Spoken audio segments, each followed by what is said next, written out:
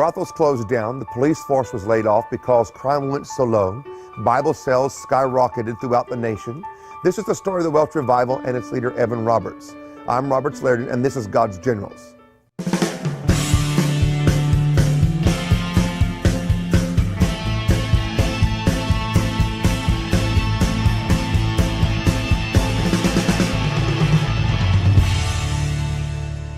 The evangelicals and the Pentecostal movements have all valued the great story of the Welsh Revival. It is one of the most exciting revivals that I have read about and studied in all of my years of reading all the great leaders in the revival movements. And that's what we're going to talk about today, is how God chose a young man named Evan Roberts. He was in his 20s when God chose him. So you don't have to be a doctor of theology or have all the experience or come from the right type of family. You have to just have the right heart, and God will use you. And many of you have the right heart, but sometimes you've heard, well, you don't have this education, it didn't come from that church. That means nothing. God responds to the heart condition of a man or of a woman. Evan Roberts was born in Wales. His family worked in the coal mines like he did as a young man himself. He was known as he'd go into the coal mines. You know, back in those days, there was no child labor laws, so children and teenagers worked like adult men worked in the mines. And so he would carry his Bible with him and go down into the mines, and during their breaks, he would read the scriptures, and during the lunchtime, he'd read his scriptures, and he'd make a little place in the wall of the mine and left his Bible in there sometimes. Well, one time there was an explosion, and the explosion burnt the pages of his Bible and became the famous Scorch Bible that he would use throughout his life and throughout the revival that was to come. So Evan Roberts, to look at his life, is very interesting. His family was Christian, and so they grew up teaching the Bible stories and going to church, but Evan Roberts took it a step further. He seemed to have a personal relationship with God that did not have to come via the pastor or via his parents. He had it one for himself. And it was so intense at times, people would notice him walking down the roads, going to school or going home or going to the store, and he would just stop on the side of the road and he would just talk to himself. It looked like he was talking to the air. And folks walking by or in horse and buggy or some of the early cars, but mainly horse and buggy, they would look at this young man, talking to himself, and they thought there was something wrong with him. So his parents had him taken to a special doctor to find out if there was. And the doctor came back and said that Evan Roberts had a religious fixation about him, that he would grow out of it in time. Well, I don't think his religious fixation ever stopped. It grew bigger and bigger and bigger. And I don't think they should have thought there was a problem because of the young man stopping and talking to God. If young men would talk to God more, they would not be talking to the wrong people. So Evan Roberts was also a young man that influenced his friends. Now, I think when you study the life of him, especially his early years, his friendships are important to consider. We're all influenced by who we hang around, who we talk with, who we are asking questions of, and their reactions to our conversations and our activities. And Evan Roberts was one of those. If you couldn't find him at school, you couldn't find him at home, you might find him playing sports with his friend, but most likely you would find him at church or doing something around his home church of Moriah Chapel. And so he was off at a revival meeting, and one of his friends had gone with him to attend this meeting, and there was time for them to pray. And so they all got on their knees by the pew where they were at, and some walked forward to the front of the church as the service was coming to an end. In those days, people were invited to come to the altar and pray, and that's how they would end the service. In our days, we usually sing with a happy song, and we leave with a shout, and we leave the service that way. In those days, they actually prayed the end of the service. And Evan Roberts knelt down, and the Spirit of God came on him and spoke to him and showed him that there was coming a great revival to Wales, and he was going to be a part of that great revival. And in this vision and this visitation, God said to him that over 100,000 souls would come to him in a short amount of time. So when this vision ended, he came out of it, and he turned to his friend and said, "Do you believe that God can give us 100,000 souls in Wales?" And his friend said, "Yes." Now, to me, I'm so glad that he had a friend that went, "Yes." What would your friend say? Would your friend say, "I don't think so," and give you all the reasons why this cannot happen? It reminds me in the scriptures about Daniel and his 3 friends. When the king was going to kill all the wise men because they couldn't interpret his dream, then Daniel said, "Give me some time." He leaves the king's throne room and goes to his friends and says, "We've got to pray." And all of them get together and pray and get an answer. Thank God that we can have those kind of friends, and Evan Roberts did too. He goes back to his home church of Moriah Chapel, asked the pastor if he could have a youth meeting after the Sunday morning service. Well, mainly adults showed up and 1 or 2 youth showed up. And in this youth meeting of about 14 people, he expressed what God had said to him, and he prayed this famous prayer, "O Lord, bend us, O Lord." And that was the prayer that began to ignite the Spirit of God in the heart of man in Wales. And from this little revival service, or this little youth meeting, sprung the revival meetings. And it began to grow, it began to increase, to where it affected the nations. And now, 100 and some years later, we still admire it, we still love it. I've always enjoyed reading about what happened in the Welsh revival, what went right, what went wrong. The Welsh revival began, as I said, in a youth meeting at Moriah Chapel. And thank God the pastor was not one of those that was scared to give one of his young men an opportunity to share his heart. And when he recognized that God was doing something, to support it. So many ministers today control so much that it would take an act of Congress, as my grandma used to say, for God to get through the door of the church. But at least in Moriah Chapel, on this time period in the early 1900s, the pastor said yes to Evan Roberts, and the revival began to start. When the testimonies begin to roll, the crowds begin to come and fill up, because they heard about a promise that God was going to visit the little nation of Wales. And as it began to spark and begin to happen, all groups, young and old, came, and they would come into a service. And here's how the revival meetings were like. They were conducted this way. Evan Roberts was not really wanting to be the star. He said about himself, "I want to be the window that you look through to see God. Don't look at me, look through me, or look at who I'm pointing at." So one of his great characteristics that helped the beginning of the revival, which also became a weakness of a revival, is he didn't want to be the great star of it, but yet you need to be a leader of it. And so there's a great waltz you have to have between not wanting to be the star, but yet still taking the position that God gave you. And Evan Roberts found that in the beginning and began to be used to become a catalyst of the great flow of the Spirit. When he would come to the service, he may preach, he may not preach. He'd normally sit on the side of the platform, or he'd be off in the pastor's office, off the side of the auditorium space, and the crowd would fill up. Sometimes outside the doors onto the sidewalks. They'd open the windows of the chapels, and so the folks outside could hear. And they would come and they would sit quietly, and then there would be little weepings or cryings or a little rumble of people praying. And they were not always waiting for Evan to show up, even though that was in the room, but the people came already prepared to talk to God for themselves. And at times there would become loud weepings and cryings, and then there would come people who would just stand up and start singing songs that they knew or songs out of their spirit. Other times they would stand up 2 or 3 and sing songs together. And so there was a lot of freedom in the Welsh revival to allow the people to respond to the unction and the spontaneity of the Spirit as it came on them and moved through them. If Evan Roberts would come into the room, like I said, he would sit here. He may grace the pulpit and stand up there and talk for 5 minutes or 10 minutes. He was not a very long-winded preacher. He may not preach at all. He may get up and stand behind the pulpit and start to pray and then disappear behind it.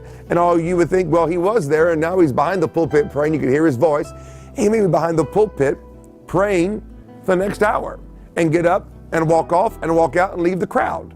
And so it was not your normal American or British style of doing church. It was a flow of the Spirit, and that Evan Roberts was being led by the Spirit the best that he knew. Now, some of the great happenings in the revival, besides the great salvations, is that when you read and research the move of God in Wales, here are some statistics. During the time of the Welsh revival, which began in 1902, 3, and 4, in that time period, and then begin to kind of slide down or begin to decline, during the time of its height, there was policemen were laid off of the police force because crime went so low. Drunkenness statistically went down because people quit drinking. They went to church and drank the new wine, not the old wine. Also, the Bible Society recorded that they had a record number of orders for Bibles, and until several years after the revival ended, they were still filling the orders to print Bibles that were ordered during the revival. And so those are a few things. Now, here are some things that I enjoy when I read about the Welsh revival. I love the story about the pit ponies in the coal mines.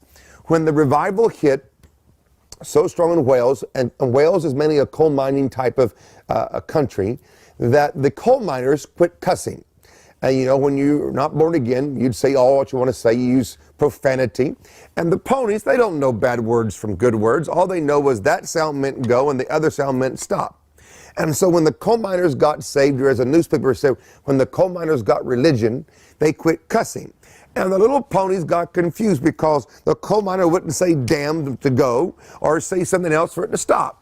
And so the little ponies got all confused, and the coal mine companies had to go out and buy a whole new herd of horses and train them on how to carry the coal out and bring the cart back down. And so to me, that was so exciting to know that the revival had affected the ponies, and they didn't know what to do because the coal miners quit cussing. The other thing that I find very intriguing about the Welsh revival was during the time, every year, like every nation does, is that we have sports events. In America, we have the World Series, we have the Super Bowl, and in America we call it soccer. In Europe, we call it football. And so in Wales, during the time of the revival, they didn't have a Super Bowl or a World Cup for their nation. When you read in 1901 who won the football game, who won the big tournament, and then you get down to the year of the revival, and then it's written in the name where you should put the name of the team that won, and it just says revival. There was no tournament because everybody was going to church and having a religious experience. Now that's like saying in America that we didn't have a Super Bowl because everybody was going to church and more concerned about God and the condition of their soul than they were about the Super Bowl. That would be a big event. The other great thing about the Welsh revival was that the business hours in the nation changed. When no one's shopping, why keep the store open? When no one is going to the restaurants, why keep it open?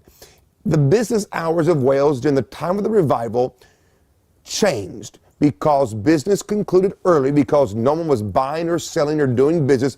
They were going home, getting dressed, going to church, and maybe be there to midnight to 2 or 3 o'clock, and then start again. Can you imagine in America or in London or in Berlin that all of a sudden a move of God comes and the business hours of the whole nation changes to accommodate the people wanting to go to church and wanting to be around God and wanting to be moved by the moving of the Spirit in their own soul? That's what happened in Wales. These are just a few stories that shows you the impact. The young people were involved, the children were involved, the elderly were involved. There was over 100 preachers that we know of that was being used by God all over Wales at one time. So it was not just around Evan Roberts' personality, even though he was the leader. He's the one that God chose to be the catalyst. But there was at least 100 people, 100 ministers that were being used all over Wales. In a couple of minutes, we're going to be letting you hear the only voice recording of Evan Roberts. It is a rare piece of church history. I'm so glad I found it. It was almost lost to the decay of time, but it was reconstructed and put together. In a few moments, you're going to get to hear the Welsh revivalist himself speak as he did during the time of the revival. And also when we come back, we're going to talk about the tragedy of this great revival. This revival only lasted a few years and declined. What happened to the revivalists? Why did it decline? What can we learn from it? That's when we come back. A lot of times when people talk about Evan Roberts and the Welsh revival, they always talk about the good part, the great part, which I would love to focus on, but to give you the complete story, you got to tell the rest of the story. That's why sometimes people don't understand why revivals kind of end strange or weird. We don't investigate that part. When I first read about Evan Roberts, I thought, wow, a man in his mid-20s, shook a nation, had crowds that were huge, people are getting saved, the business hours changed, Bible sales are up, policemen were fired or let go because crime was so low, and there wasn't a football tournament because revival had taken over the hearts and the focus of the nation. That's phenomenal. Even the day when you go to Wales, people still have memories and talk about that time. But then when you ask, what happened to Evan Roberts? Why did the revival end? That's what I want to talk about now, because most of us don't realize that a move of God has a beginning, a middle, and they all end. How they end is important to understand. They're supposed to be handed off to go to someplace greater or to a new generation. But most revivals end tragic and then sad. Evan Roberts had 8 nervous breakdowns in his life. The 4th was the most tragic and the deepest one of his life in the midst of the revival. Number 1, Evan Roberts kept going and going and going every night, and did not know how to rest, did not know how to take care of himself during a move of God. Now that's why a lot of preachers, a lot of great evangelists, they die before their time, they die tragically ill, they die in these ways where we think if you're that close to God and God used you to save the people or heal the sick, why'd you die sick? Or why did these bad happenings happen to you?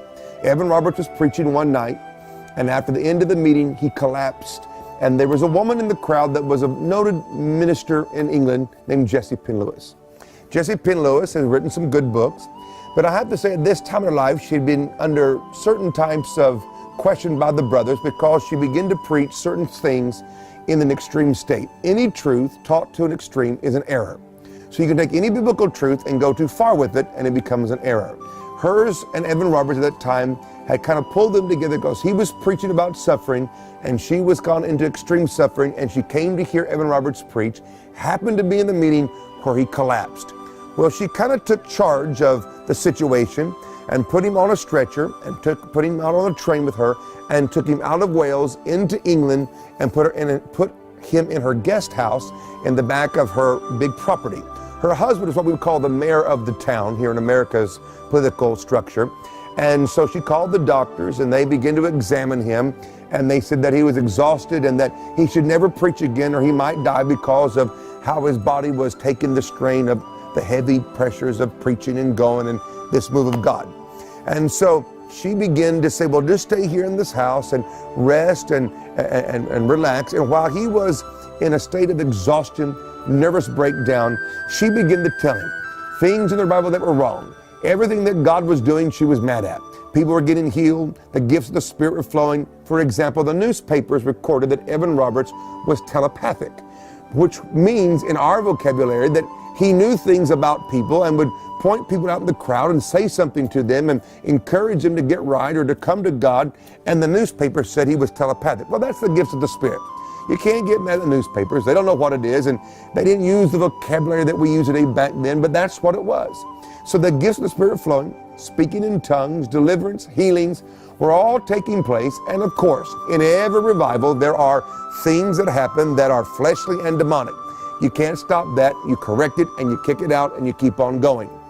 She began to tell him that it was his fault for permitting it and began to convince him that many of these things were of the devil. Evan Roberts never went back to Wales, and after Jessie Penn Lewis died, she took him out of where God had placed him. His seat of authority was in Wales. It was not in England or in Scotland or in Ireland. It was in Wales, the Welsh country. And when she removed him from where God placed him, number one, and it might have seemed right at the moment, but there was a motive that was wrong in her. She wanted to ride his popularity to gain back and prove that she was right. And plus in her, I believe a Jezebelic spirit was operating to some degree. And begin to tell him, it's of the devil. You can't do this. Stop. When his family came to see him, she did not permit the family to see Evan Roberts. When Evan Roberts' spiritual pastor and brothers come to visit him, they weren't allowed to see him either. So the first thing that I saw happen here was, why in the world didn't someone get a little more irate and take the young man back to his family, back to his home church? She wouldn't permit it. She had closed him in, cut him off, isolated him, and kept feeding him all the wrong things. I've learned this by reading and studying these preachers. If you're in trouble, you need to go home. Go back to your family. Go back to your home church. I don't care if it's in the woods. I don't care if it's far away from where you are. When you are hurt, when you are broken, when you are tired, when you are sick, you need people that understand you spiritually, emotionally, physically, socially, to help put you back together. Many a preacher could have survived their tragedy if they'd have went home to their family and home to their church family. These people is a part of God's protection, part of God's covering, and part of God's blessing in your life. Put a value on it. If you're in trouble today, go home. Go back to your family. Go back to your spiritual family. Let their love, their counsel, their encouragement, their admonishments be a part of what puts you back together and heals your soul and strengthens your spirit and puts the zeal back into your life. If people like Jim and Tammy Baker of the PTO world would have gone home during their crisis instead of going to someone else outside of their like precious faith, the PTO crisis would not have happened. So please learn from Evan Roberts and the PTL scandal. When you're in trouble, when you're exhausted, when there's a problem, go home to your biological family and your spiritual family. He did not return to Wales after Jessie Penn Lewis died. He goes back, never to preach again. The Welsh revival only lasted about 3 years maximum, give or take a few months. He dies in 1951. His last journal, entry in his journal, was that he didn't know why he was born. Evan Roberts died and was buried in 1951. And his last thoughts was, why was I here? Why was I born? What was my purpose? that Jezebelic spirit had removed him from his place of authority, his place of anointing, and convinced him that he would lose his whole life. When he didn't lose his life, he lost his calling, and he died not knowing why he was born. I don't want that to happen to you or to anybody that you know. Learn from the mistakes of the Welsh revival and make it right. I want you to get my book. I want you to read what happened in more detail than what I can do on this TV show. But there are many of you that God has called and you're listening to a lie. It's time to come back to where you want to be. I want to pray for you right now. I want to ask God to visit you right where you are and to deliver you from the chains of false words and false prophecies and the wrong control over your life. And may you have enough strength to return to the place where you first got your call, the people that love you, that pray for you, and speak the right words to your heart and mind. I pray that you have strength to do that and to return to your post. I pray for you in the name of Jesus.